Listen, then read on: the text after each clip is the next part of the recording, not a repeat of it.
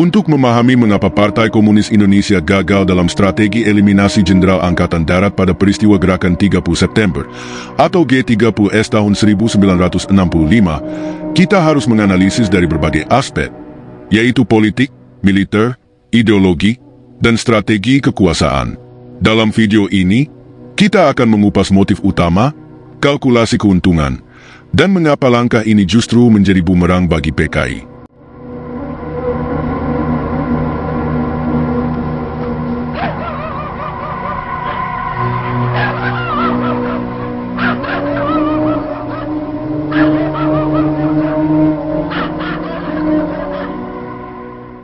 Satu, eliminasi Dewan Jenderal dan ancaman kudeta.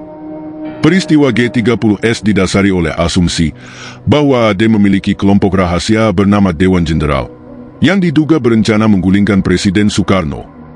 PKI, melalui propaganda media seperti Harian Rakyat, membangun narasi bahwa kelompok ini merupakan ancaman utama terhadap pemerintahan. Oleh karena itu, pembunuhan terhadap jenderal-jenderal elit AD dianggap sebagai langkah preventif untuk menggagalkan kudeta yang diyakini akan terjadi. Narasi Dewan Jenderal, isu nyata atau propaganda. PKI secara konsisten menuding adanya kelompok perwira tinggi di AD yang tidak setia kepada Soekarno. Faktor-faktor yang memperkuat narasi ini meliputi: 1. Meningkatnya ketegangan antara PKI dan AD setelah AD menolak program Angkatan Kelima, rencana pembentukan milisi rakyat bersenjata yang diusulkan PKI. 2.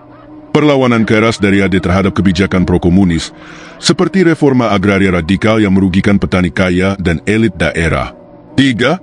Krisis kesehatan Soekarno, yang menciptakan spekulasi mengenai siapa yang akan menggantikannya jika ia wafat atau lengser. Dalam kondisi ini, PKI berupaya memperkuat posisi politiknya dengan menghilangkan tokoh-tokoh militer yang berpotensi menyingkirkan mereka dari panggung kekuasaan. Pertanyaan kritis. 1. Apakah Dewan Jenderal benar-benar ada? Tidak ada bukti konkret bahwa kelompok ini benar-benar eksis. Informasi tentang Dewan Jenderal lebih banyak berasal dari propaganda PKI dan klaim beberapa tokoh pro-komunis. 2. Jika Dewan Jenderal benar-benar ada, mengapa mereka tidak segera melakukan kudeta sebelum PKI bertindak? Ketidakmampuan AD untuk bereaksi lebih awal menunjukkan bahwa isu ini lebih bersifat rekayasa politik dibandingkan realitas. 2. Kalkulasi keuntungan. Mengapa menghilangkan para jenderal? Jika PKI benar-benar percaya bahwa AD sedang merencanakan kudeta, maka membunuh para jenderal bisa dianggap sebagai langkah strategis dengan tujuan berikut. 1. Membatalkan rencana kudeta AD. Dengan membunuh para pemimpin utama yang diduga sebagai bagian dari Dewan Jenderal, maka rencana kudeta otomatis gagal. Jika benar ada skenario kudeta oleh AD, hilangnya pemimpin kunci akan menyebabkan disorganisasi dan kegagalan operasional. 2. Melemahkan struktur komando AD. AD bergantung pada hierarki komando yang kuat. Dengan membunuh perwira tinggi seperti Ahmad Yani, MT Haryono, D.I. Panjaitan, dan S. Parman, AD akan mengalami disorientasi taktis dan kehilangan arah kepemimpinan. Struktur ini bisa digantikan oleh perwira yang lebih netral atau bahkan pro-PKI. 3. Memastikan Soekarno tetap berkuasa di bawah pengaruh PKI. Jika AD benar-benar berniat mengkudeta Soekarno, maka keberhasilan operasi G30S akan mengamankan posisi sang presiden. Dengan tiadanya jenderal yang kritis terhadap PKI, Soekarno bisa lebih bergantung pada PKI dan organisasi sipil yang mereka kontrol. Analisis kritis. 1. Apakah PKI yakin bahwa membunuh jenderal-jenderal ini akan langsung membuat mereka berkuasa? Jika benar demikian, berarti PKI mengasumsikan bahwa tidak ada perwira lain yang akan melawan balik. Ini adalah kalkulasi yang keliru, karena mereka gagal memperhitungkan respons Soeharto dan unit militer lainnya. 2. Mengapa mereka tidak mempertimbangkan efek jangka panjang? Jika AD tetap solid setelah pembunuhan para jenderal, maka justru yang terjadi adalah backlash besar yang berujung pada kehancuran PKI. 3. Kesalahan fatal dalam kalkulasi PKI. Jika pembunuhan jenderal-jenderal ini dimaksudkan untuk mempercepat dominasi PKI, maka ada beberapa kesalahan fatal dalam strategi mereka. 1. Mengabaikan kemampuan AD untuk bertahan dan merespons cepat. PKI mengasumsikan bahwa eliminasi beberapa jenderal akan cukup untuk melumpuhkan AD. Kenyataannya, Soeharto bergerak sangat cepat dalam menguasai situasi dan mengoordinasikan pasukan. 2. Overestimasi dukungan Soekarno. PKI mungkin mengira bahwa Soekarno akan langsung berpihak kepada mereka setelah AD dilemahkan. Namun, Soekarno memilih untuk tidak memberikan dukungan eksplisit kepada PKI setelah situasi memburuk. 3. Menyulut kemarahan publik dan mengundang gelombang balasan. Pembunuhan para jenderal yang disertai dengan penyiksaan di lubang buaya menciptakan sentimen anti-komunis yang luar biasa. Ini justru memicu gelombang pembalasan dari masyarakat dan kelompok Islam yang mengakibatkan kehancuran total PKI. Jika Dewan Jenderal benar-benar ada, eliminasi mereka bisa menguntungkan PKI dalam jangka pendek. Namun, karena respon AD dan masyarakat begitu cepat, strategi ini justru menjadi blunder besar yang menghancurkan PKI secara total. PKI sepertinya lebih mengandalkan narasi isu Dewan Jenderal sebagai dalih untuk melakukan tindakan ofensif, bukan sekadar tindakan defensif. Alih-alih mengukuhkan kekuasaan mereka, PKI justru memberikan momentum bagi lawan-lawan mereka untuk membalikkan keadaan. Strategi eliminasi para jenderal ini mencerminkan ambisi besar namun perhitungan yang buruk. Mereka terlalu percaya diri bahwa eliminasi para pemimpin AD akan membuat mereka lebih kuat, padahal ada banyak variabel yang mereka abaikan. Akibatnya, alih-alih mendapatkan keuntungan strategis, PKI justru membuka jalan bagi kejatuhan mereka sendiri.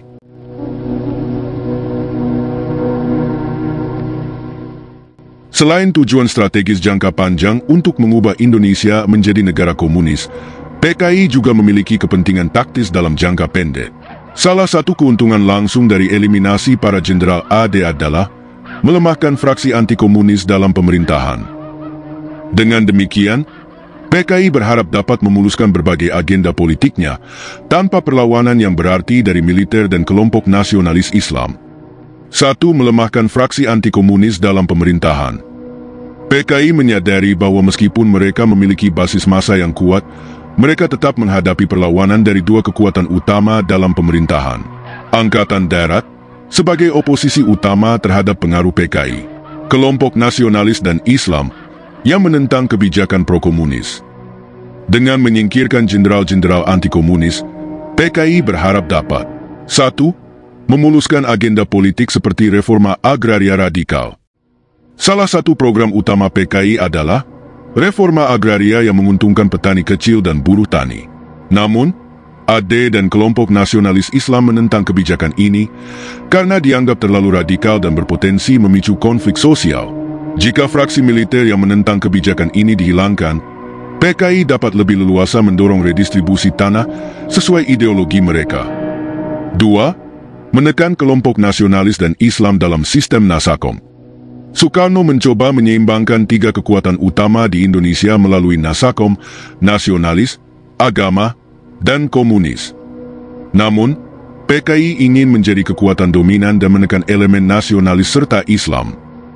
Dengan menghilangkan jenderal-jenderal AD yang menjadi perisai bagi kelompok nasionalis Islam, PKI berharap dapat mengisolasi tokoh-tokoh nasionalis yang tidak pro-PKI, menekan organisasi Islam seperti NU dan Muhammadiyah yang kritis terhadap komunisme, melemahkan oposisi terhadap pembentukan Angkatan Kelima, buruh dan petani bersenjata, yang sangat ditentang oleh AD. Rencana ini tampak masuk akal jika berjalan sesuai skenario ideal yang dibayangkan PKI. Namun, ada beberapa kesalahan fatal dalam perhitungan mereka. 1. Menganggap AD sebagai satu-satunya penghalang. PKI tampaknya berasumsi bahwa jika AD dilemahkan, mereka otomatis bisa mengendalikan pemerintahan. Namun mereka gagal menyadari bahwa nasionalis dan kelompok Islam memiliki kekuatan politik dan massa yang tidak bisa diabaikan. Bahkan setelah jenderal-jenderal terbunuh, kelompok-kelompok ini justru bangkit dan melakukan mobilisasi besar-besaran untuk menghancurkan PKI. 2. Mengabaikan kekuatan politik dari perwira moderat. Meskipun PKI menargetkan jenderal-jenderal utama, mereka mengabaikan kemungkinan munculnya pemimpin baru yang mampu mengonsolidasikan kekuatan AD dengan cepat. Mayor Jenderal Soeharto, yang saat itu menjabat sebagai Panglima Kostrat, dengan cepat mengambil alih kendali militer dan membalikkan keadaan. Dengan kepemimpinan baru ini, AD tetap menjadi kekuatan dominan dan malah mempercepat kehancuran PKI. 3. Memicu reaksi balik yang lebih besar dari kelompok Islam dan nasionalis. Pembunuhan terhadap para jenderal justru menjadi pemicu bagi kelompok nasionalis dan Islam untuk menyerang balik PKI. NU melalui Banser, Barisan Ansor Serbaguna, serta kelompok-kelompok nasionalis anti-komunis langsung bergerak melakukan pembersihan besar-besaran terhadap anggota dan simpatisan PKI. Alih-alih memperlemah lawan politiknya, PKI malah mempercepat proses kehancurannya sendiri karena gagal memperhitungkan dampak psikologis dan emosional dari aksinya. Keuntungan jangka pendek yang justru berujung malapetaka. Keuntungan yang diharapkan PKI, menghilangkan oposisi utama dalam pemerintahan, yaitu fraksi militer yang anti-komunis, memuluskan kebijakan seperti reforma agraria dan pembentukan Angkatan Kelima, menekan pengaruh nasionalis dan Islam dalam sistem politik Nasakom. Faktor yang membuat rencana ini gagal total. AD tetap bisa bangkit dan mengonsolidasikan kekuatan di bawah kepemimpinan Soeharto. Kelompok nasionalis dan Islam justru semakin bersatu dalam melawan PKI. Reaksi balik dari masyarakat mempercepat kehancuran PKI daripada memperkuat posisinya. PKI terlalu fokus pada keuntungan jangka pendek dan mengabaikan efek jangka panjang dari aksinya. Mereka berharap dengan menghilangkan Jenderal AD, mereka bisa mempercepat dominasi politik mereka. Namun, mereka justru membangkitkan perlawanan yang jauh lebih besar, yang akhirnya menghancurkan mereka sepenuhnya. 2. Menguasai narasi politik di mata Soekarno. PKI tidak hanya berupaya menyingkirkan perwira tinggi AD, tetapi juga membangun narasi bahwa tindakan mereka adalah langkah penyelamatan Soekarno dari ancaman kudeta. Jika strategi ini berhasil, PKI berharap dapat 1. PKI ingin menjadi penjaga loyal Soekarno. PKI sangat menyadari bahwa posisi Soekarno sebagai pemimpin utama revolusi adalah aset terbesar mereka. Oleh karena itu, mereka mencoba memanfaatkan operasi G30S untuk membingkai diri sebagai pelindung utama sang presiden. Bagaimana PKI mencoba mengontrol narasi ini? Menggembar-gemborkan isu Dewan Jenderal. PKI menyebarkan propaganda bahwa Dewan Jenderal sedang merencanakan kudeta terhadap Soekarno, menggunakan Dewan Revolusi sebagai alat legitimasi. PKI ingin segera membentuk Dewan Revolusi untuk mengisi kekosongan kepemimpinan pasca pembunuhan para jenderal. Menciptakan kesan bahwa AD adalah musuh rakyat. Jika rencana berjalan sesuai skenario, publik akan menganggap AD sebagai pengkhianat yang hendak menggulingkan Soekarno. 2. Konsesi politik. Harapan PKI mendapatkan posisi kunci di kabinet dan militer.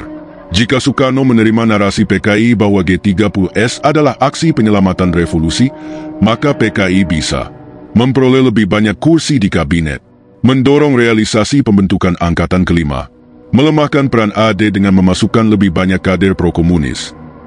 Namun, kenyataan yang terjadi justru sebaliknya. Mengapa narasi ini gagal? Soeharto bergerak lebih cepat dari perkiraan PKI dan berhasil menguasai situasi sebelum PKI bisa memanfaatkan hasil kudeta. Soekarno kehilangan kontrol atas dinamika politik dan tidak bisa lagi melindungi PKI. PKI gagal mendapatkan dukungan publik, justru menghadapi gelombang perlawanan besar dari masyarakat. Alih-alih mendapatkan lebih banyak kekuasaan, PKI justru mempercepat kehancurannya sendiri. Rencana mereka untuk membentuk narasi sebagai penyelamat Soekarno terbukti lemah dan tidak mampu bertahan menghadapi realitas politik yang berkembang dengan cepat.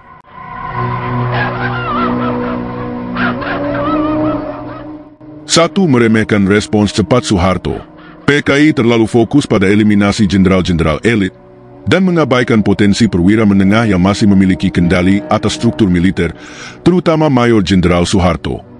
Kesalahan utama PKI menganggap bahwa dengan melenyapkan tokoh utama AD, militer akan lumpuh secara keseluruhan, mengabaikan bahwa masih ada perwira menengah yang dapat mengorganisir perlawanan dengan cepat, tidak memiliki skenario cadangan jika operasi gagal. Fakta di lapangan, dalam waktu kurang dari 24 jam, Soeharto memanfaatkan kekosongan komando untuk merebut kendali sebelum PKI dapat mengonsolidasikan kekuatannya. 1. Soeharto bergerak lebih cepat dalam mengendalikan narasi.